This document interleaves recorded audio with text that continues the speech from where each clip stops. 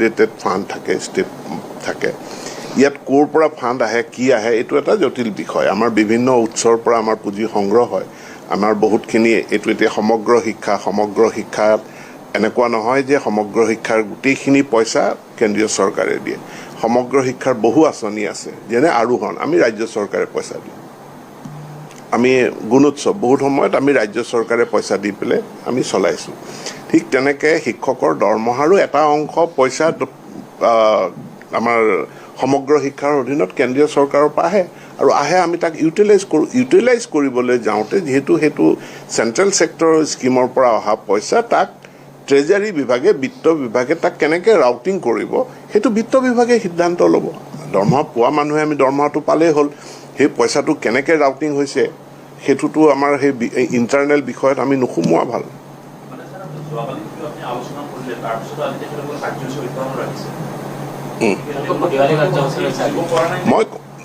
মই ভাবোঁ যে বুজিব পৰা নাই। তেওঁলোকে বুজিব পৰা নাই, আৰু যেতিয়াই দৰমহা সোমাব তেওঁলোকৰ মানে যিটো ভ্ৰান্তি আছে, ভ্ৰান্তিটো দূৰ হ'ব।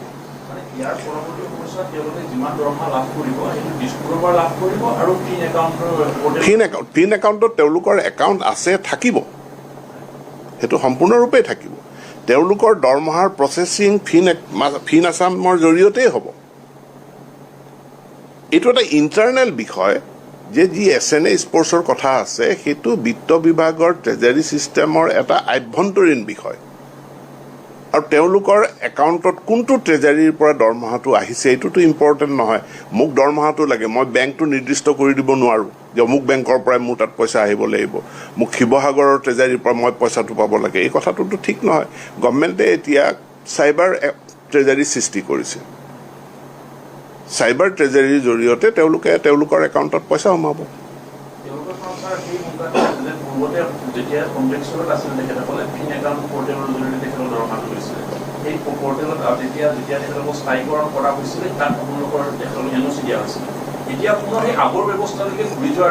সম্পূৰ্ণৰূপে মই আশ্বস্ত কৰিব বিচাৰিছোঁ, তেওঁলোক কোনো পৰিস্থিতিত আগৰ ব্যৱস্থালৈ ঘূৰি নাযায়।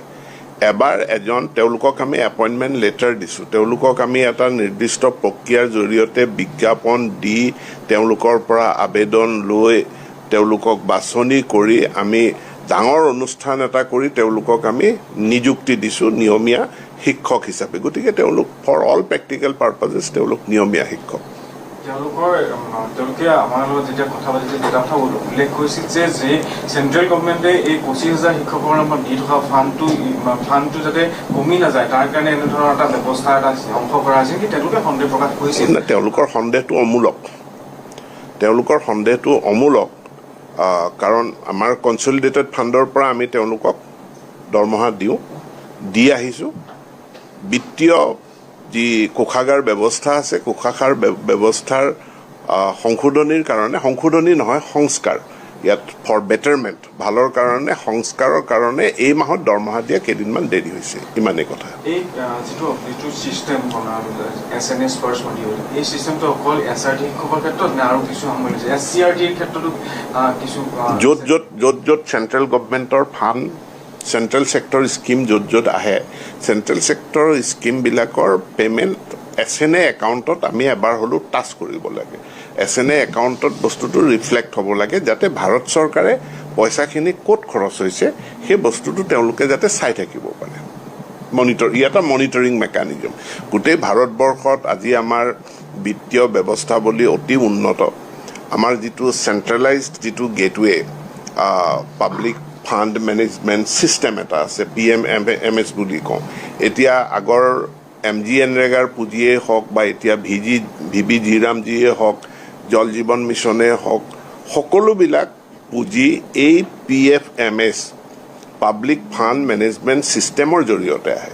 এতিয়া পাব্লিক ফাণ্ড মেনেজমেণ্ট ছিষ্টেমৰ পৰা ৰাজ্যৰ কোষাগাৰত পোনপটীয়াকৈ পইচা নোসোমায়, কাৰণ তাতো এটা মনিটৰিঙৰ প্ৰয়োজন। তাৰ কাৰণে SNA একাউণ্টটো হৈছে, যিটো SNA একাউণ্ট মেপিং কৰি থোৱা আছে PMFSৰ লগত। গতিকে ভাৰত চৰকাৰৰ এইটো বিত্তীয় শৃংখলাৰ কাৰণে ই এটা মনিটৰিং ছিষ্টেম। আৰু যিটোৰ কাৰণে আমাৰ বহুতখিনি বিত্তীয় শৃংখলা আহিছে কিন্তু এইটো বিত্ত বিভাগৰ কাৰণে এটা আভ্যন্তৰীণ বিষয় এইটো যিসকলে দৰমহা পাব তেওঁলোকৰ কাৰণে এইটো বিষয় নহয় এইটো আভ্যন্তৰীণ বিষয় তেওঁলোকৰ কাৰণে দৰমহা পোৱাটোৱে মূল কথা যে দৰমহা তেওঁলোকে নিয়মিতভাৱে পাব লাগে